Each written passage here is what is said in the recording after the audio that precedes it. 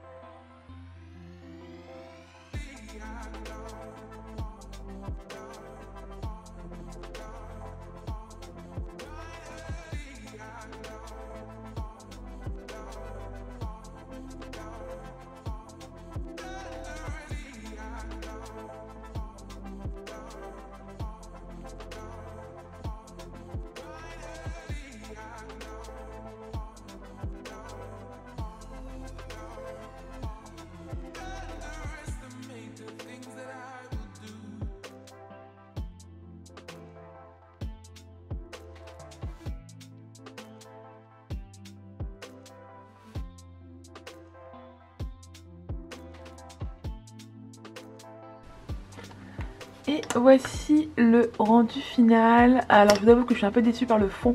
Je pensais qu'il allait être beaucoup plus uni que ça. Néanmoins il brille de mille feux comme vous avez vu. Après ça reste de l'aquarelle, ce n'est pas du tout de la gouache hein. Comparé à ça, voilà, c'est vraiment normal. J'aime beaucoup cette petite palette que j'avais reçue à Noël il y a un peu plus d'un an, un an et demi. En fait ce sont que des aquarelles qui brillent. Voilà, donc j'ai déjà testé les bleus qui sont très très beaux, les dorés aussi. Et là c'est la première fois que je teste le rouge quoi, enfin rouge terre un peu grosso modo. Et voilà, bon c'est vrai que le rendu est pas très uni, j'ai quand même mis 3 couches. Bon écoutez, ça restera comme ça reste un croquis, écoutez tant pis. Donc c'est un dessin de mix média hein, puisque nous retrouvons de la gouache, de l'aquarelle et des crayons de couleur pour les ombres. Ça fait longtemps que j'ai pas mixé comme ça plusieurs techniques, j'aime bien. Je suis pas hyper fanat du rendu, après ça reste un croquis donc voilà. Mais j'aimais beaucoup mon idée de la jeune fille Kelly au creux du dinosaure. Voilà, peut-être que ça manque un peu de détails, je sais pas trop ce qui me dérange. Pourtant j'aime bien mes couleurs, j'aime bien ma composition. Je sais pas. Après, bon, écoutez, je suis quand même contente du rendu, mais ce n'est pas parfait. Voilà. En tout cas, ça m'a fait vraiment beaucoup de bien et j'aime bien dire que je suis vachement contente de retrouver ce plaisir de faire un carnet de croquis. Ça fait des mois que j'ai pas touché, où j'ai fait que des illustrations en numérique. Et là, ça me fait vraiment du bien de patouiller un peu tout, de chercher. Voilà, donc il est fini, voilà, je vais passer à autre chose, enfin je vais d'ailleurs attendre que ça sèche. Et aussi je suis très contente parce que le fait de reprendre mon cahier de croquis, ça va aussi me permettre de rajouter du contenu supplémentaire à ma page Patreon. Puisqu'ils vont avoir du coup des croquis en exclusivité. Voilà, du coup je ne filmerai donc du coup je ne vous filmerai pas tous les croquis que je vais faire courant des semaines qui viennent, puisque je vais en garder du coup exclusivement pour ma page Patreon. Page Patreon d'ailleurs que vous retrouvez en barre d'infos si ça vous intéresse, voilà. Et bah j'espère que ça vous plaît, dites-moi ça en commentaire, je suis très curieuse de savoir ce que vous en pensez. Voilà, sur ce je vais vous laisser et on se retrouve un peu plus tard. Salut salut. Salut à tous, nous sommes mercredi matin, je vous prends pour passer la journée en ma compagnie. Donc le programme de cette matinée, ça va être de préparer une commande de mon shop et ensuite de faire une peinture, voilà, puisque hier soir j'ai dessiné sur le canapé et donc aujourd'hui on va faire l'ancrage ensemble et faire du coup la peinture.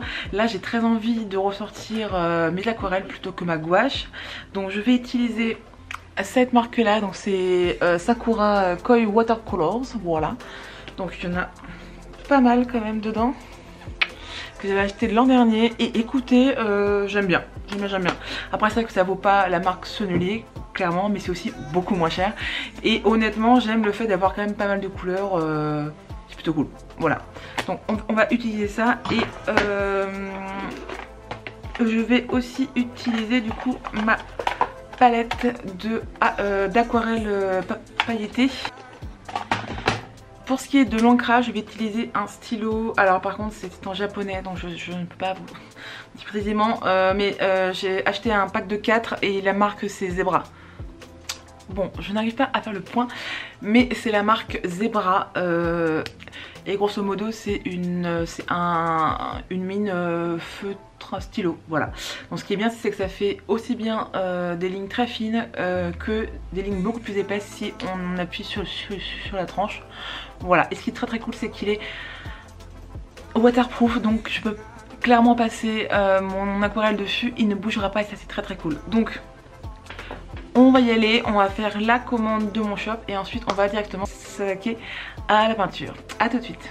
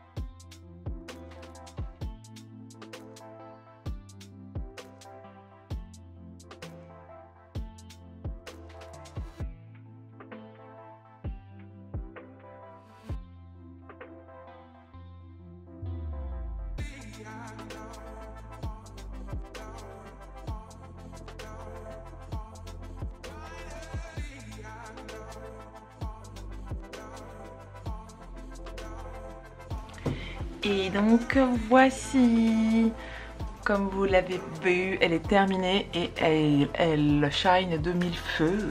Du coup j'ai utilisé l'aquarelle à paillettes pour le fond doré et aussi pour son t-shirt. Et je suis trop contente, je trouve qu'elle rend trop bien et voilà. Voilà pour la petite peinture du jour. Je suis trop contente. Voilà. J'aime bien ce que je fais en ce moment et puis surtout je prends vachement de plaisir, donc ça c'est... ça fait du bien, hein, on va quand même pas se le cacher. Bien sûr, comme je l'ai dit hier, par contre je dessine beaucoup plus que ce que je vous montre, puisqu'il y a beaucoup... puisqu'il y a d'autres dessins en fait que je montre qu'à mes abonnés Patreon. Voilà, donc je vous filmerai quelques peintures passées par là, mais les autres seront réservées à mes abonnés. Voilà. À présent, on va parler un peu livre, voilà, parce que because why not, simplement. Donc ce week-end, je vous ai laissé samedi et en fait j'ai lu dimanche Un cadavre dans la bibliothèque de Agatha Christie aux éditions Livre de Poche. Donc c'est un grand classique d'Agatha Christie, c'est l'un de ses livres les plus connus. Ce qui est très cool, c'est que c'est avec Miss Marple, que j'aime beaucoup. Alors par contre, au sujet de ce livre, j'en ressors bof. En fait, alors les points positifs, c'est que j'ai vachement aimé le rythme de l'histoire qui est assez soutenu, il y a pas mal de choses qui se passent, ça bouge tout le temps, donc on ne s'ennuie pas, ça c'est clair. Ensuite, j'ai adoré toujours retrouver Miss Marple qui est égale à elle-même et qui est juste extraordinaire, moi je trouve.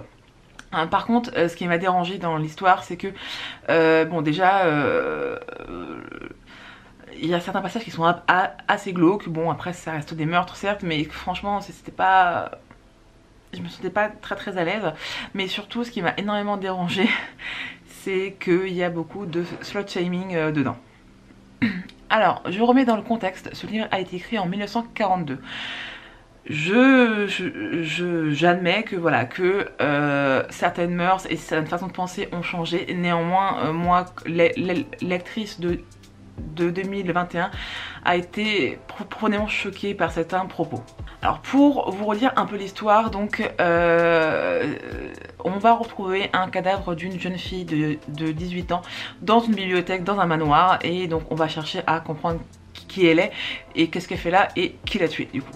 Le souci que j'ai rencontré tout au long de ma lecture, c'est que la victime est une jeune femme de 18 ans, blonde décolorée, qui portait beaucoup de maquillage et qui a été retrouvée avec une petite robe très légère.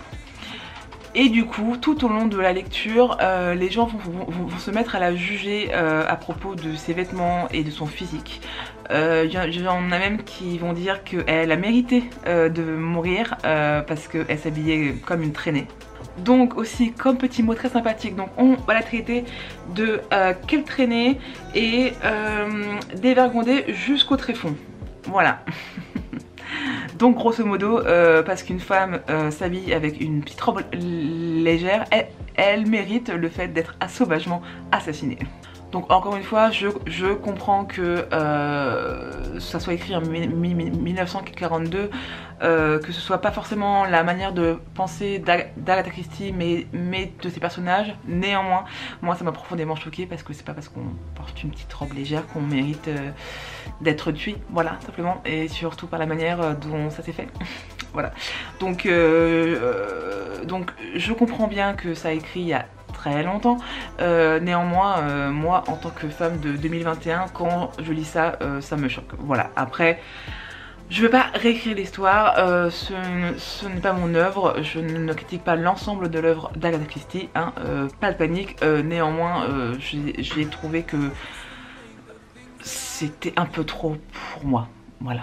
Ensuite, on va passer sur un livre vachement plus léger, puisque j'ai commencé et j'ai terminé Le Pacte d'Avril de Sophie Astrabi aux éditions Livre de Poche. Et là, donc on passe dans un tout autre genre, puisque c'est du feel good très très léger. On va suivre donc Avril qui fête ses 35 ans et le jour de son anniversaire, elle se rappelle le pacte qu'elle a passé avec son ex Jean, comme quoi que s'ils étaient célibataires à 35 ans, qu'ils allaient essayer de se remettre ensemble pour se marier et faire un enfant.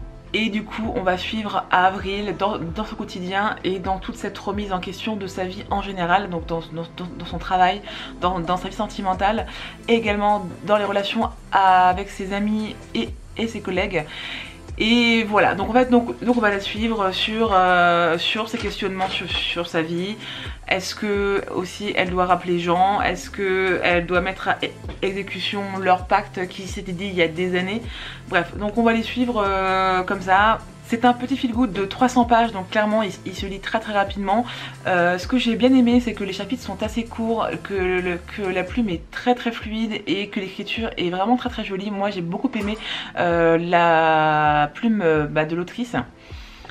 Néanmoins, je vais pas vous le cacher, l'histoire, elle m'a pas transcendée non plus. Je pense que j'en ai lu d'autres dans le même genre.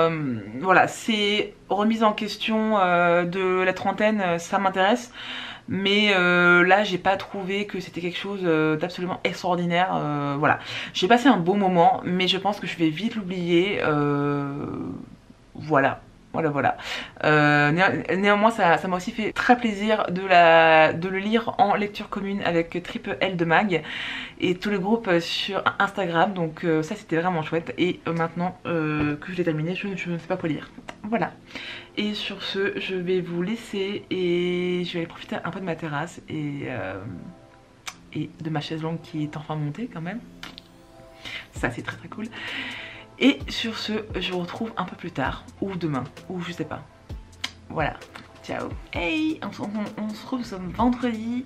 Je vous reprends un petit peu en fin de journée, voilà, parce que j'ai pas eu trop le temps aujourd'hui de vous prendre avant. Je voulais vous parler parce que hier j'ai été chez Gilbert Joseph pour vendre des livres, puisque je sais pas si vous savez, mais cette enseigne vend des livres neufs, des livres d'occasion, et ils vous rachètent certains de vos livres, pas toujours tous, hein, et pour un prix assez dérisoire ça fait, mais c'est toujours plus que de les donner. Voilà, donc j'y suis allée, j'en ai vendu 9 que je voulais pas garder, 9 que j'avais prévu de donner. Voilà, je m'étais posé la question de peut-être ouvrir une boutique vintage, etc. Mais en fait ça me gonfle d'avance parce qu'il faut prendre les photos des trucs, il faut après parler aux gens, il faut après leur envoyer de manière individuelle, etc. Pas envie, et trop prise de tête pour moi. Voilà, donc j'essaie de les vendre chez Gilbert Joseph et en allant les déposer, du coup j'en ai profité pour faire un petit tour dans leur rayon et bien entendu j'ai craqué sur quelques petits bouquins. Voilà, donc je suis ressortie avec presque autant de bouquins qu'à l'arrivée. Voilà, donc je vais vous montrer ça tout de suite. Donc j'ai tout d'abord craqué pour un jeunesse, donc c'est l'évasion magique de l'orpheline Clémentine de Chris Wormel chez Gallimard Jeunesse, et c'est un super bouquin qui est illustré à pratiquement toutes les pages. Ça a l'air d'être trop cool, un peu à la Roald Dahl, voilà. Et donc grosso modo l'histoire, donc on va suivre Clémentine qui est orpheline, du coup d'où le titre, et qui vit avec son oncle et sa tante qui sont assez méchants donc, avec elle, et elle va essayer de s'enfuir avec un chat qui est un peu particulier. Voilà, donc j'en sais pas trop plus, j'ai pas trop voulu chercher, juste que je le trouvais hyper joli.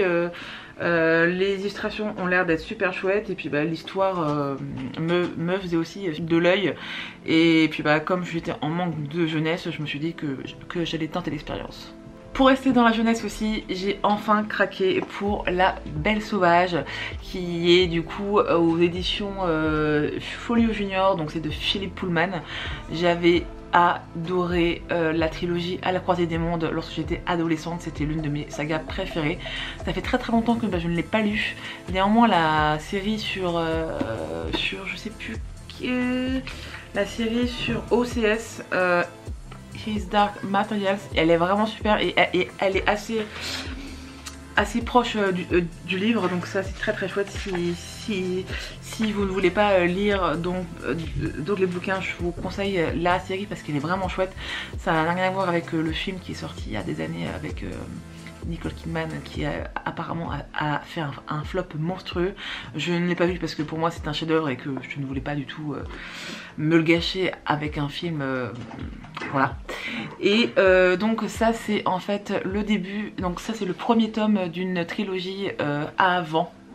Voilà, donc là ça se passe 10 ans avant, à la croisée des mondes, et donc ça s'appelle la trilogie de la poussière, c'est le livre 1, et apparemment du coup donc on va retrouver Lyra qui est un bébé puisque ça se passe 10 ans avant, et ça fait du coup 2 ans qu'il me fait de l'œil et que j'hésite à le prendre. Puis là bah j'ai craqué, voilà, tout simplement. Donc j'ai hâte de voir ce que ça va donner parce que il y a Myrtille qui me dit bonjour, voilà, super, voilà, merci Myrtille, super, voilà. Donc voilà, donc je vous dirai ça très vite, mais trop hâte. Ensuite on passe à un tout autre genre puisque on va retrouver le réseau Alice de Kate Quinn et c'est aux éditions Hauteville, et pour le coup c'est un roman historique qui se passe pendant la Première Guerre mondiale. Donc on va suivre des espionnes et des agents secrets durant la Première Guerre mondiale. J'en sais pas trop plus, j'ai pas trop envie de me relire la 4e de couverture parce que j'ai envie de me laisser surprendre et puis de le découvrir au fil de ça couper, je ne sais pas pourquoi, mais bref, donc j'en étais à là et donc on va le découvrir plus tard et je verrai bien quand est-ce que je commence, mais c'est quand même un beau bébé, il fait quand même plus de 600 pages, mais moi qui suis pas très branchée au roman historique, celui-là j'en ai beaucoup entendu parler et en vraiment bien, donc on verra. Ensuite j'ai pris un classique, le Jules Verne de le Tour du monde en 80 jours aux éditions Livre de Poche, tout simplement parce que Jules Verne est un auteur qui m'a toujours fasciné mais où j'ai jamais pris le temps de le découvrir, et je me suis dit que j'allais découvrir son œuvre avec celui-là qui est pas trop gros, parce que monsieur écrit quand même des gros pavés quand même, hein. Donc bah écoutez, il fait moins de 400 pages, donc j'ai hâte aussi de le découvrir puisque vraiment cet auteur me fascine depuis des années, donc il faut vraiment que je me bouge un petit peu et que je le découvre enfin. Et ensuite, après mon petit shopping, je suis allée déjeuner chez ma tante qui m'a donné 2 livres pour que je découvre deux de ses autrices préférées. Et donc elle m'a offert Une évidence de Agnès Martin Louis Gand, voilà, donc aux éditions Pocket. Je ne connais pas, du tout, j'ai même pas lu le résumé parce que je fais confiance donc à ma tante et j'ai hâte de découvrir cette autrice qu'elle adore. Et par la même occasion, elle m'a aussi offert Boomerang de Tatiana de Ronet, je sais pas, donc aux éditions Livre de Poche aussi. Je ne l'ai pas aussi lu le dos puisque j'ai envie de le découvrir aussi comme ça, pas mes lectures, donc on verra ça comment ça se passe. Et voilà pour les petits nouveaux qui arrivent dans ma bibliothèque. Salut à tous, on se retrouve, nous sommes samedi, je vous reprends maintenant puisque hier ma caméra s'est coupée parce que j'avais plus de batterie et plus de place sur ma carte mémoire. Voilà, donc au moins comme ça c'est clair, je pouvais vraiment pas filmer, hein. Donc je reprends donc je vous parlais de mon haul, enfin de mon book haul. J'ai oublié de vous parler de celui-là, Né sous une bonne étoile de Valérie Valognes aux éditions Livre de Poche. C'est son dernier ouvrage en livre de poche qui sort. Moi j'avais lu son tout premier, donc Mémé dans les orties, on ne pousse pas Mémé, bref, que j'avais pas du tout aimé. Pas du tout. Après je me dis peut-être que comme c'était son premier roman, peut-être que voilà. Et comme celui-ci j'en ai entendu beaucoup de bien, donc je me suis dit que j'allais retenter l'expérience de cette autrice et puis voir ce qu'il en est.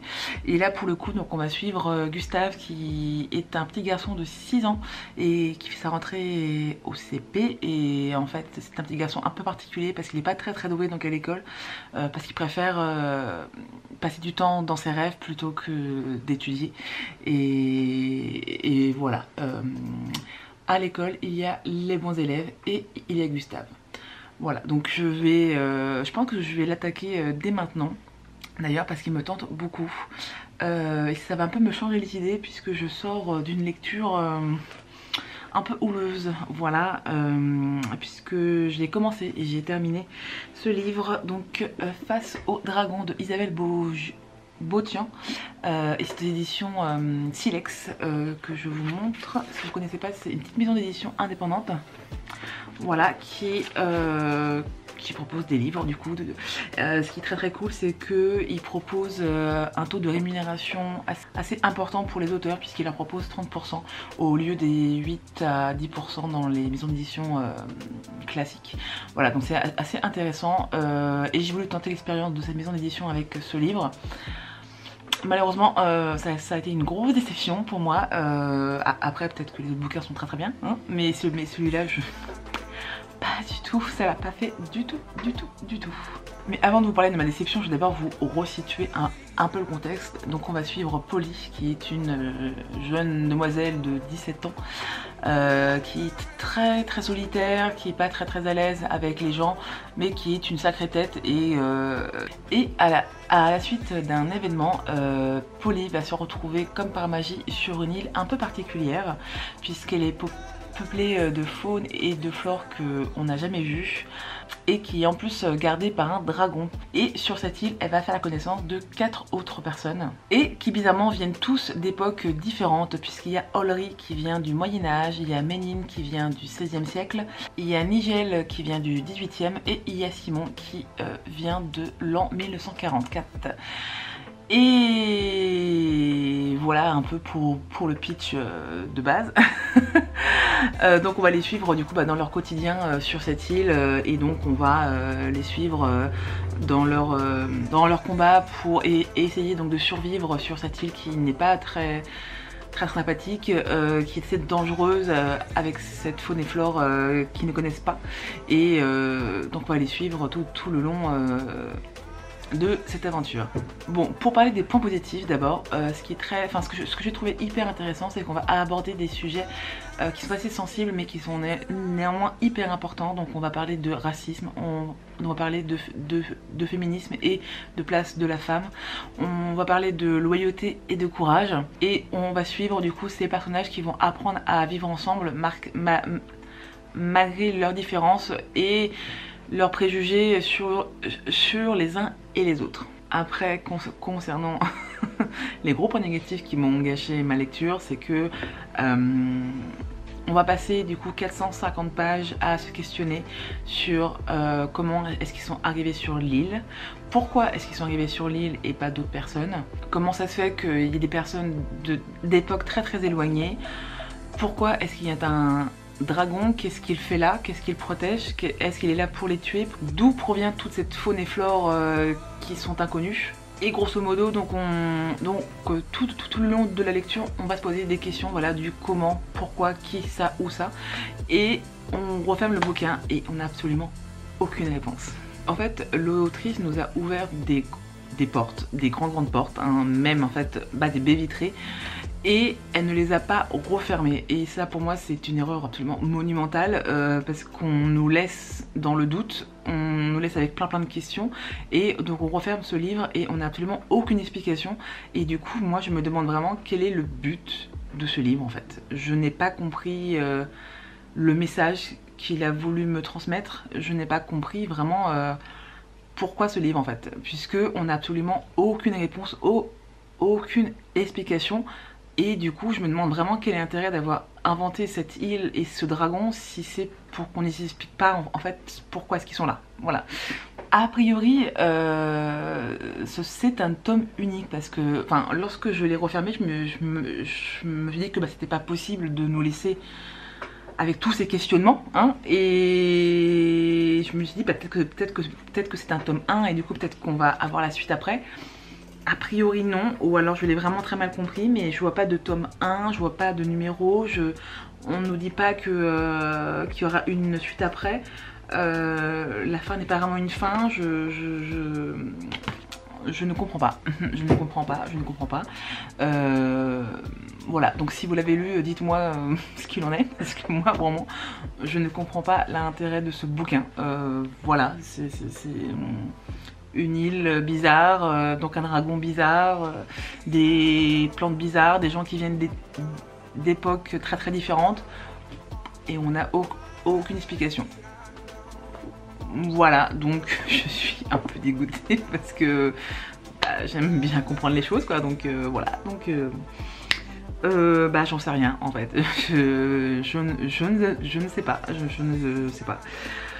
Voilà, donc on va passer à autre chose, et du coup bah, je pense me prendre un petit feel good pour me changer la tête, parce que je ne sais pas. Et puis en plus, ça veut dire que je ne suis pas la seule, hein, puisque même les personnages, donc à la fin, disent qu'ils ne comprennent rien et qu'ils vont essayer de trouver les réponses à leurs questions, mais ça à 2 pages de la fin, et donc on sait juste qu'ils vont partir en voyage pour essayer de découvrir des réponses à leurs questions. Donc même les personnages n'en savent pas plus que nous, donc voilà. Ce livre n'avait absolument aucun sens et aucun but. Voilà, donc écoutez, je vais arrêter d'en parler parce que ça commence à me... Voilà. Et bah écoutez, je vais m'arrêter là pour ce vlog d'ailleurs. Je vais faire le montage du coup, et je vais un peu dessiner, et je vais écrire quelques petits articles pour ma page Patreon. Et voilà, donc on se retrouve la semaine prochaine pour de nouveaux dessins, pour de nouvelles aventures livresques. Voilà, j'ai envie de faire plein de choses, donc j'espère que j'aurai le temps et l'énergie et le courage. Voilà. J'espère que vous avez passé un bon moment en ma compagnie, j'espère que ça vous a plu. N'hésitez pas à mettre un petit pouce vers le haut pour m'encourager, ça fait toujours plaisir. À me laisser des petits mots doux parce que j'adore ça, et à vous abonner à ma chaîne si c'est pas encore fait. N'oubliez pas aussi que vous pouvez me retrouver sur Instagram @charlottediver, et aussi sur fraîchement TikTok sur @charlottediver toujours. Voilà, donc en tout cas je vous laisse, je vous souhaite une bonne journée, et je vous dis à très vite en vidéo ou sur les réseaux sociaux. Salut.